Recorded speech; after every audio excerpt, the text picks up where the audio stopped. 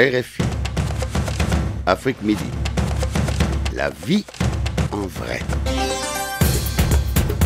Et direction tout de suite le Bénin, à Ouidah, où se déroule un festival de cinéma, Quintessence, 6e édition. Et comme tous les jours, nous retrouvons notre envoyée spéciale, Valérie Lehoux. Valérie, en marge des projections, il y a aussi des ateliers. Absolument, Marie-Pierre, et c'est de cela que je voulais donc vous parler aujourd'hui, parce que j'ai assisté ce matin à un atelier d'écriture documentaire qui se déroule tout au long de la semaine. Alors, c'est vraiment intéressant, parce qu'il y a une dizaine d'élèves, certains venus de loin, certains venus de Guinée, tout exprès pour cet atelier d'écriture documentaire. Et ce qui est frappant, vraiment, moi, ce qui m'a beaucoup marqué en suivant l'atelier du fond de la salle, c'est le sérieux et la motivation des élèves. Alors, c'est animé par une réalisatrice franco-ivoirienne dont je vous parlais déjà au début de la semaine, qui s'appelle Isabelle Boni-Clavry, qui est venue là donc exprès, et elle-même aussi dit qu'elle est très impressionnée par la motivation de ses élèves. Je vais vous donner un exemple. Normalement, l'atelier doit durer 4 heures par jour. Or, face à la motivation, à la demande de ses élèves, elle est bien souvent obligée de le poursuivre, voire 5, voire 6 heures par jour.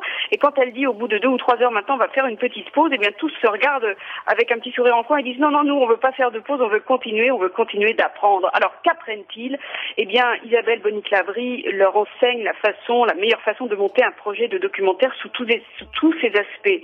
Rédiger, construire une note d'intention, une note de réalisation, une note de production.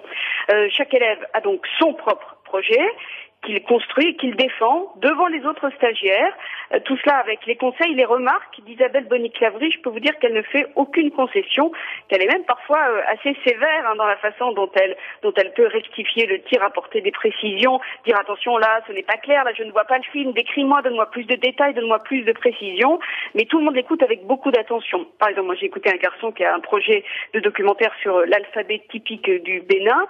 Et donc voilà, tout le monde a écouté, fait des remarques sur l'articulation des idées, la clarté des projets, la précision des termes à employer.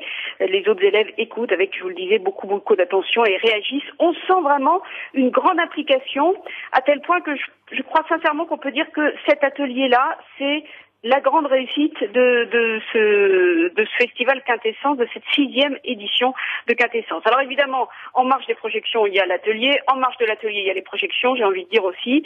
Elles se poursuivent jusqu'à ce soir. Dernier film en compétition, Il va pleuvoir sur Conakry. Le jury l'aura déjà vu, il est projeté à 17h, il l'aura déjà vu parce qu'il se réunit tout à l'heure, en milieu d'après-midi, pour délibérer, dire qui va remporter les trophées, mais la remise et la désignation officielle des vainqueurs, ce sera demain pour la clôture de ce festival de Quintessence à Ouidah.